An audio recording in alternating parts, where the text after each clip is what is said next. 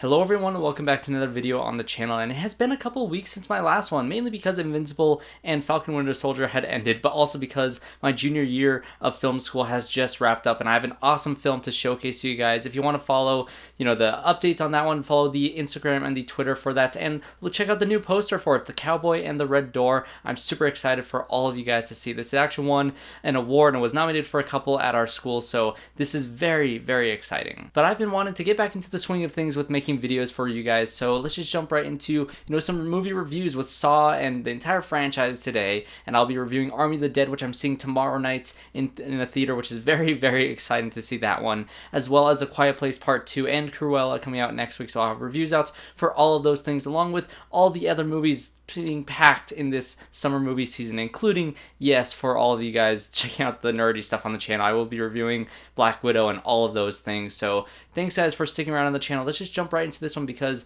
I have 9 movies to talk about for this Saw franchise, which honestly just watched most of them for the first time in the past 5 days. So whew, what a journey. If you guys haven't seen any of these movies, well then spoilers for all of them, because I will be talking about the things that irritated me about most of these movies, because I honestly am not the biggest fan of the franchise. I really like the first one, which, spoiler alert, is going to be my number 1, which I will get into talking about that one, but all the other ones are ranging from either bad to mostly okay, and to a couple other pretty good ones, I'll say. There's only a few good movies in this franchise, but nothing truly great, including that of the original. So let's just jump into reviewing and recapping all of these movies leading up to, what my number 1 will be, and Spiral will be mixed in here somewhere. So coming in at number 9 is Saw 4. This movie I've seen that, at a decent spot in some other, rankings of all the Saw movies, but this movie had one of the worst endings of the entire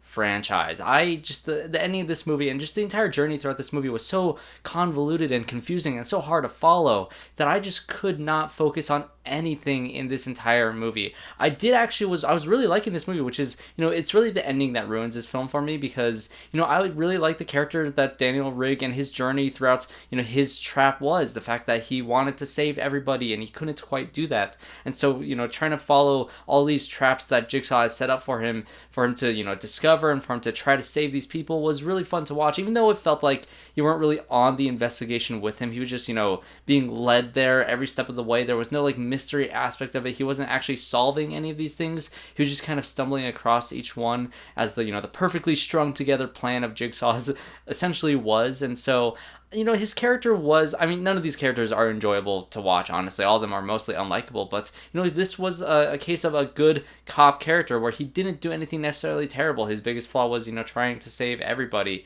And this character had been in a few of the other Saw movies before, kind of in the background. So that's one thing about this franchise that I do like, that I'll say here at the beginning, is the interconnectivity of all the movies was actually pretty interesting to follow, even though it gets stupidly convoluted, especially by the end of this movie.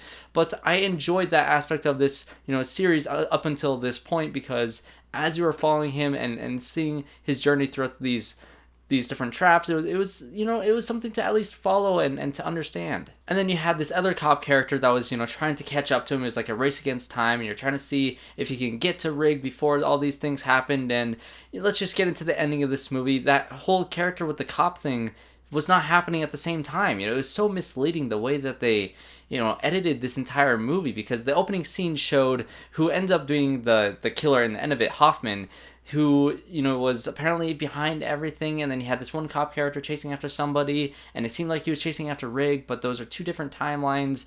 And that scene at the end of this movie was actually after everything else in this entire film. So I felt like the movie lied to me right at the beginning. It's not that it was a twist that was unexpected, that type of thing, because, some movies in this series have unexpected twists. But for the movie to purposely and intentionally lie and mislead you really rubbed me the wrong way, because I had a hard time following this movie. One, because that one cop that was, trying to solve everything, and Hoffman, those actors look they could be twins for all I know. They look so similar to each other. I had such a hard time telling who was who. Even throughout the movie, I was like, oh my gosh, that wasn't the same character. I thought it was the same character for a while, and it really confused me. Even though Hoffman was chained up the entire time, for some reason I thought, when are things happening? And the ending with the confusing timelines and how literally everything in this franchise happened during the events of the third movie, which I will get to that because I actually really enjoyed the third movie, but everything after that point all tied back to the third movie for certain reasons, and it became so convoluted. I hated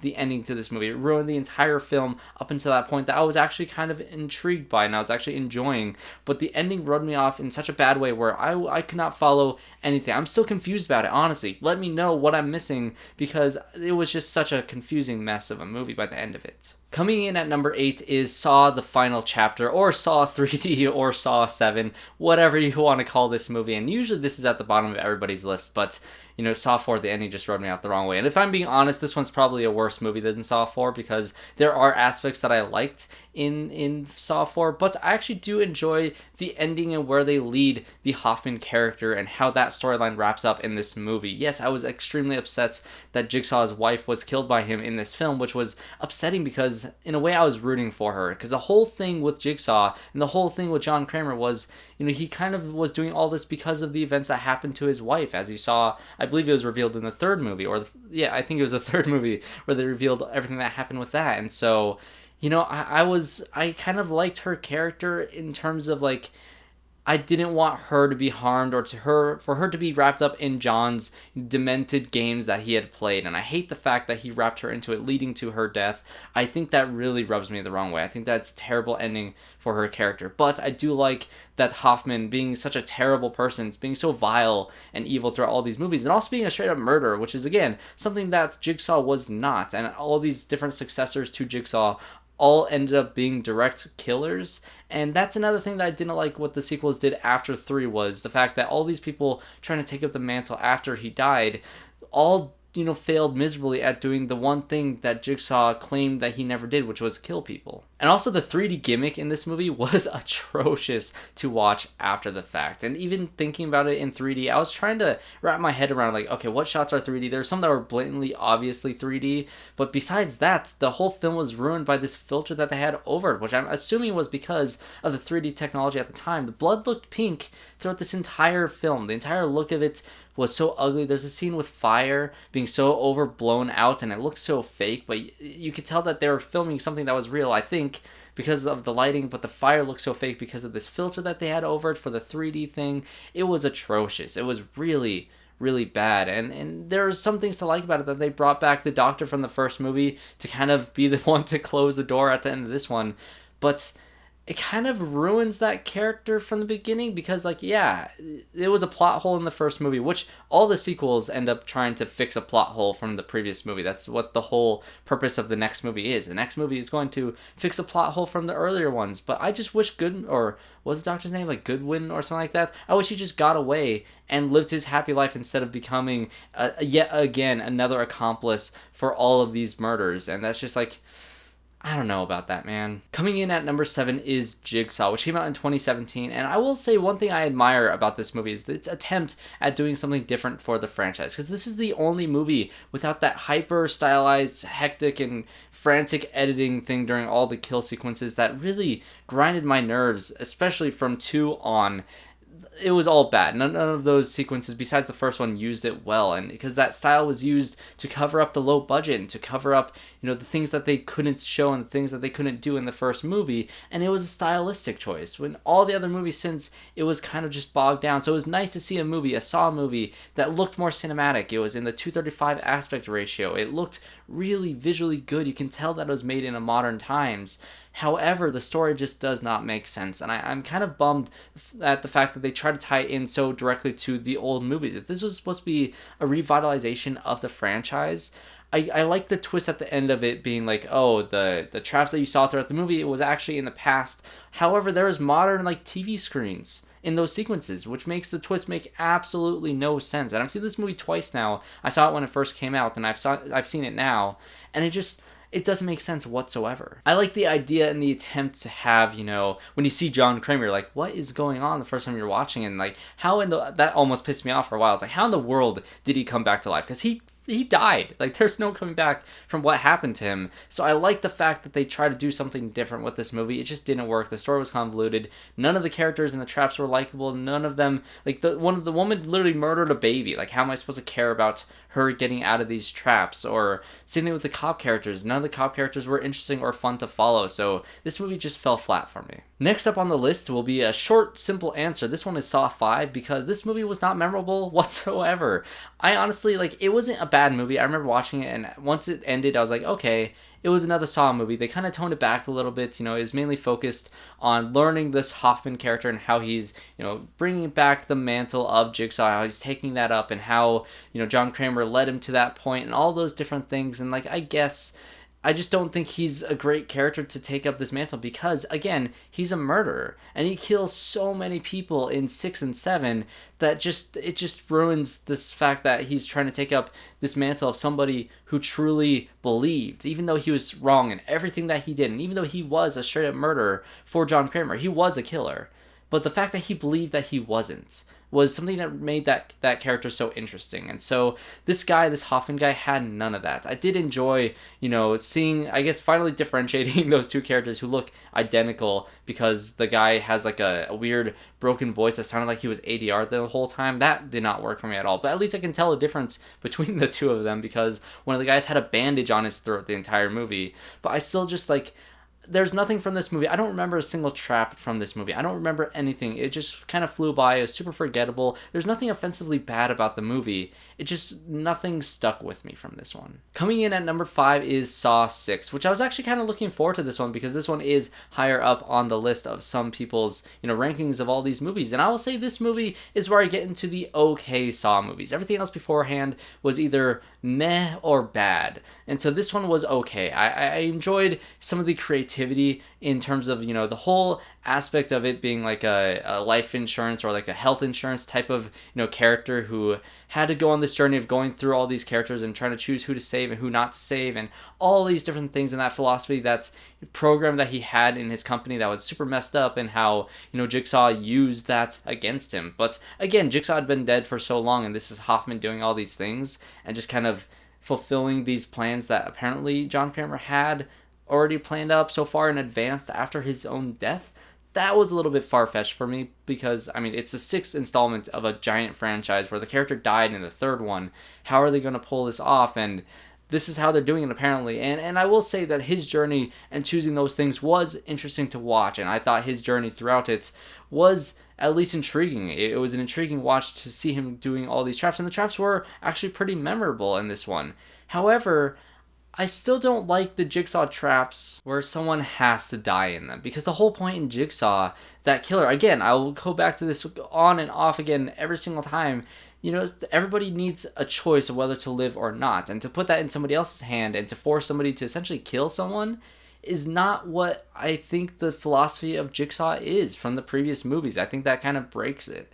And so when he's, choosing to shoot people in the head with a shotgun, who to let live and who to not let live, and who to hang and who to not hang, and all these different situations, I couldn't help but feel like it broke the philosophy of the character that had been set up previously, even though it was his plan to begin with. This wasn't Hoffman's plan. He didn't set up this plan. It was Jigsaw's plan that he set up for him. So it just didn't work for me on that end. However, like I said, that character and following him through all these different steps, and the twist at the end where, it was up to people that he harmed to choose whether he dies or not in the end. I thought that was kind of cool, but for the most part, this movie, it was interesting. There was one excellent scene where you get to see John Kramer talking to that character because he was the one covering his, health insurance from his cancer, and being turned down from that and seeing that conversation play out. That was a great scene of them just, settling down and having a conversation with John Kramer. And, I love Tobin Bell as his character, so that was great, but there wasn't enough of that in this movie for me to care about the overall story. Alright, coming in at number 4 is Spiral. Yes, the poster that I have right here. And I will say similar things that I said for Jigsaw in terms of the fact that this movie wanted to be a revitalization of the franchise, yet it falls into the pitfalls of those sequels very, very clearly, because it is the director of 2, 3, and 4, which I hated 4, but as you see, I haven't talked about 2 or 3 yet, so I clearly like those better than these other sequels.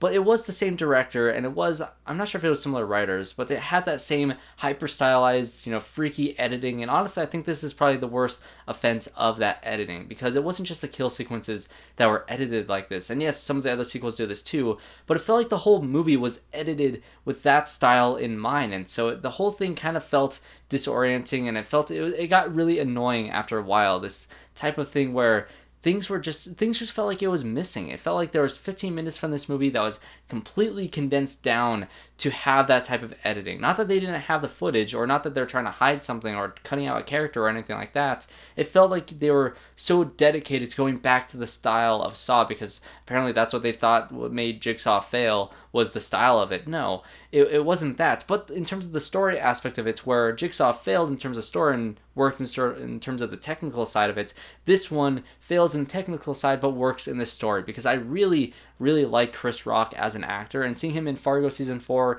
and now in this, I like his different turn into more dramatic and more horror roles like this, and I did like him as a cop in this film. And always seeing Samuel L. Jackson in this movie was entertaining, and quite frankly, I thought Samuel L. Jackson was the clear killer in this movie at first. When I watched the trailer and all those things, I thought, okay, that would make sense. You get this big actor to play this famous role, to take up the mantle of Jigsaw, that makes sense.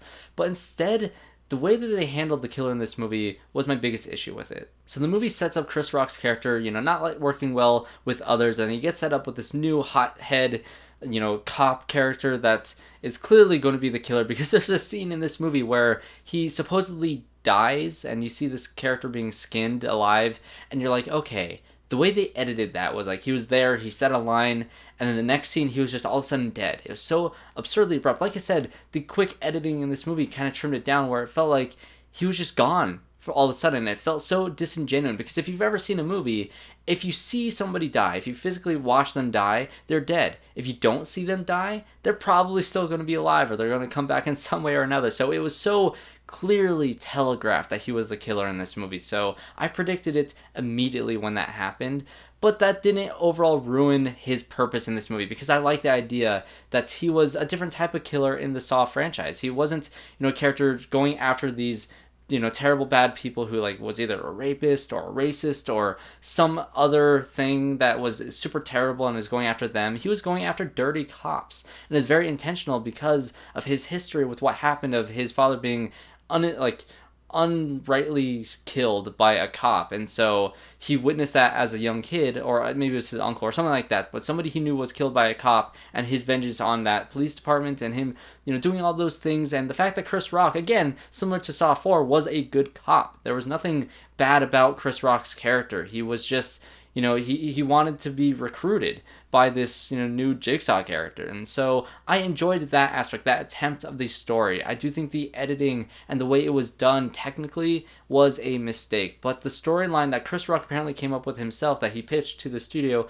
to make this movie, I actually really liked. And I liked this entire aspect of this police department going down, and the fact that Samuel L. Jackson was the chief of this police department, that kind of set all these pieces into place, that kind of let it all down, and seeing all these other characters being killed throughout the movie, and having that answer, and having that attempt at a recruitment, and that ending, although it ended absurdly abruptly, I like where they went with the story in this movie. And again, in terms of separating yourself from the earlier sequels, I do like the fact that this movie really was separate from everything else. There was no Tobin Bell in it. He was not, apparently somehow alive or anything like that. This is, he was long dead. This is a new copycat killer, and it was completely separate from that convoluted timeline from before. So I did appreciate that as well. Coming in at number 3 is Saw 3, and this is a movie that I kind of teetered back and forth on whether or not I liked the movie, and after watching all the subsequent sequels to it, I actually really did. I wish the Saw movies ended after this point, because I think that the first 3 movies is a solid trilogy. Although none of them are great, and the story gets super convoluted, it still is entertaining. In terms of Tobin Bell as John Kramer and Jigsaw in all of these movies, this was my favorite performance of his as this character, because this is really his movie in a lot of ways. The entire premise of it is that you have this nurse that needs to operate on John Kramer because his cancer is reaching to the end of his life, and it's really killing him, and he needs to have some surgery on the back of his head, which that is my favorite scene in any Saw movie. This movie really does it for me in terms of that scene. I love the tension building in that sequence of him dying, and the other helper, the accomplice, trying to add more stress to the situation. All of that I actually really did enjoy. And the storyline of this other guy going through the series of traps, his traps were interesting, and they were memorable, but it felt so disconnected for so long in the movie, and this is where I have issues in this film. When the ending comes, he does tie directly in, because he is the husband of the nurse character, which wasn't made clear at the beginning of the movie. It was kind of, confusing. The fact, like, it kind of came out of nowhere. It makes sense in the end of it. But for the rest of the movie, it felt so incredibly disconnected. It felt like this random, guy doing these things while the real important stuff was happening. So every time we cut to the actual traps aspect of a Saw movie, I was kind of like, okay, get back to Tobin Bell, because this stuff was really interesting. And this is where the philosophy of John Kramer really came to play, because the character of Amanda Young was somebody that I actually really liked in the first two movies, because, I mean, she was in the iconic trap from the first movie, and then she was throughout the second movie, and she was the twist in that one. And in this movie, you get to see her as the full accomplice, but still struggling with that fact of whether or not to be a killer. And this entire movie was a trap for her, not necessarily for the nurse or for this other guy. It was all for her in terms of him, trying to find a successful successor to, his entire philosophy. And I do believe that if this other guy, Hoffman, didn't twist everything in a sequel, because that is kind of a plot hole that they kind of create by that sequel, was, okay, why did she shoot the nurse at the end of this movie? Oh, because there was a note that she read telling her to kill her because reasons, and that just, I don't like that being the reason. I like the fact that she just straight up fails this test, which is why I wish those sequels didn't exist with Hoffman. I wish this was just it, because it was interesting to see her fail at becoming a successful, person to follow through with these Jigsaw kills, because I think in the philosophy of Jigsaw, he doesn't want anybody to take up this mantle that's just going to straight up murder people. And so in him desperately trying to find somebody to continue his games, that would be an interesting choice to really put this person through the ultimate test to see if they can do it. And the fact that they failed, then yes, let this Jigsaw killer and let these killings end with him. Let nobody else try to, take this on, because they're ultimately going to fail, and it's going to lead to the death of your wife that you did all of this for. And so this movie, as it stands on its own, if I think of this movie as its own thing, I do love the ending of him being killed at the end of it, how he kind of planned the whole thing. He knew he was on his deathbed no matter what. It was just whether or not, these killings were going to continue after the fact with Amanda Young or not. And I did enjoy everything with the nurse. I think one of the few characters that I actually like in the entirety of the Saw franchise is this nurse character. I actually was rooting for her throughout the entire thing, which is very rare for me in a Saw movie, because she never did anything necessarily really terrible to be in this situation for. And so I appreciated that fact, even though, she had a terrible demise by the end of it, because of her husband and because of Amanda failing at, her task as well, and everything ended up failing in it. But the philosophy of Jigsaw was still consistent at this point. Coming in at number 2 is, you probably guessed it, Saw 2. Now, this movie is one that I can see why people don't really like it. I can poke holes in this movie a lot, like the fact that the first guy to die in the trap was shot by looking this peephole. Anybody could have died at that point. There's so many traps after this point where it seemed like it was very tailored and specific to somebody else. So if that person would have died, or like the kid, the whole purpose was this kid of the detective, and if this kid looked in that peephole and used that key and was shot in the head at the very beginning of the entire movie, then nothing in the entire film would have worked. So I guess this is yet another plot hole that they try to solve in a later movie of them saying, oh, John Kramer can perfectly assess the human behavior and he knows exactly what's going to happen. Like, sure, it's a plot hole that I can just get over with this movie, because the traps were intriguing. Having all these people in this house and being actually a genuinely decent escape room movie. I never watched Escape Room, but this movie was an escape room movie essentially, which was really fun to watch. I actually did enjoy, even though all those characters are super unlikable, except for Amanda. I was actually rooting for her from the very beginning, and when that guy pushed her into the pit of the needles, I was genuinely mad. I was like, no, don't hurt her. She's the one I want to make out of all of this. And it turns out she was an accomplice to Jigsaw, which I thought was a pretty cool twist.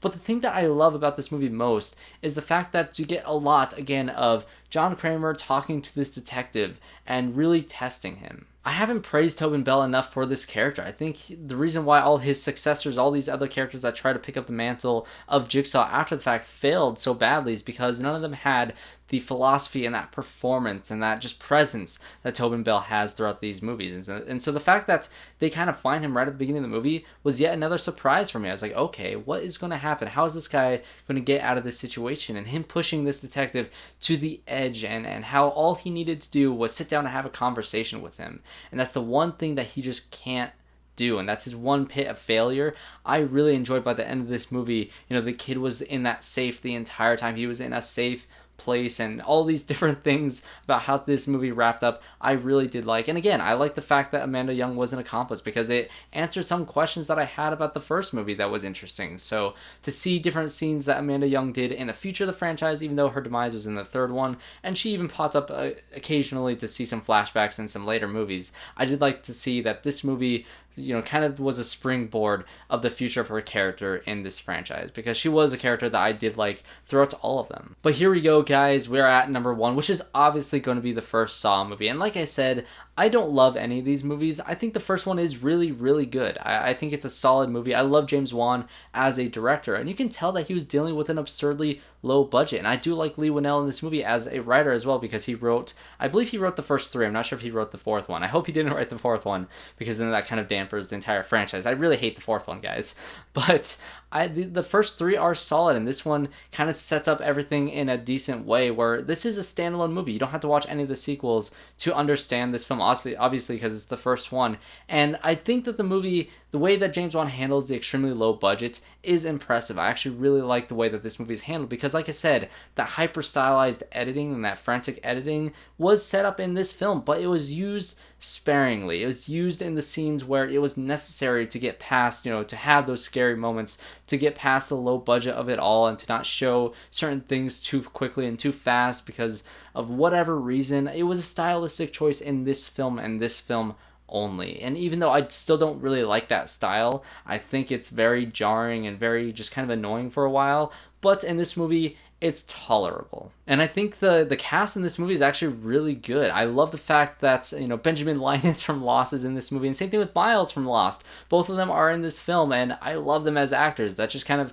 bumps this movie up for me. And of course, Leigh Whannell being one of the characters, and how his relationship with the doctor guy, how that relationship formed throughout the entire movie was actually really interesting. I love the fact that Dr. Gordon and Adam started off, in this situation, knowing different things about their backstory and about their, knowledge of each other, and how you don't really know what their relationship is, because at first they seem to be complete strangers, and you get to see some backstory with Gordon of how he's cheating on his wife and all these things. That's the reason why he's in that place, and his family aspect of it was really interesting, because you cared about his family. You wanted his family to get out of it, because Benjamin Linus was threatening them with a gun and all of that, and so you were rooting for him to get out of it because he had this family ties, and because yes, he did a terrible thing to get into this situation, but he didn't deserve to die, which is what I kind of miss from the other movies. Some of them straight up deserve to die, but some of the others, especially in this movie, they don't deserve to be in the situation that they are in, and it's truly about survival to see if they can do it, and you're actually rooting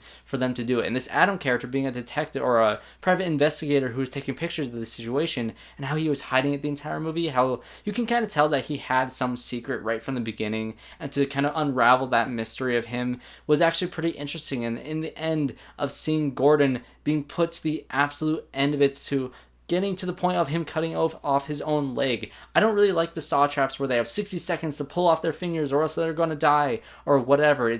I like the slow burn of it. I like pushing people to their limit to see if they actually get to that point, because if you give 60 seconds to somebody, I feel like it's going to be very hard to do that. Like the scene with the lady cutting off her arm, I feel like that was a little bit over the top in terms of performances, but I don't know if you can get somebody to the point of cutting off their arm that absurdly quickly. And so I like the slow build of this. But the reason that I don't really like this movie too much, which I can kind of forgive it more now than I did before, was the fact that you had Tobin Bell laying in the middle of the room as a dead guy the entire time.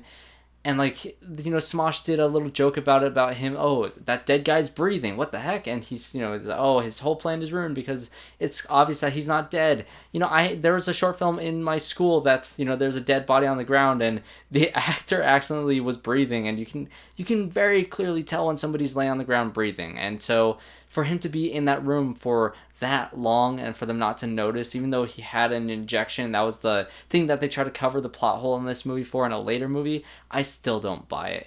It was a little over the top to see him just stand up and close the door. Although as great of a moment as some people may think that is, I just don't like that as the twist of this movie. I'm sorry, guys, I just don't. But that being said, I do think this is still the best of the Saw movies. I love the direction of it. I love how great it was, how they handled the budget of it. I do love Danny Glover in this movie. I love to see him on all of his movies.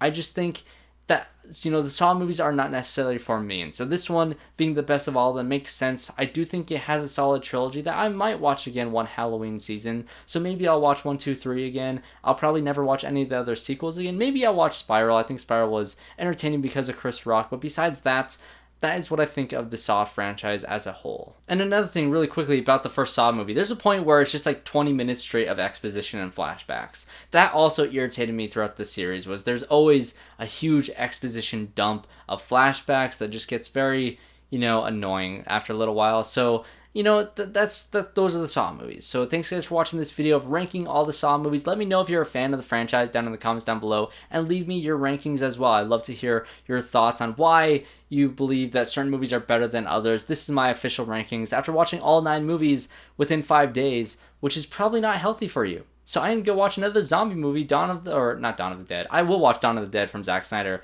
but watching Army of the Dead, which I'll have a review up very, very soon. So thanks guys for watching, subscribe, and I hope to see you all in my next one.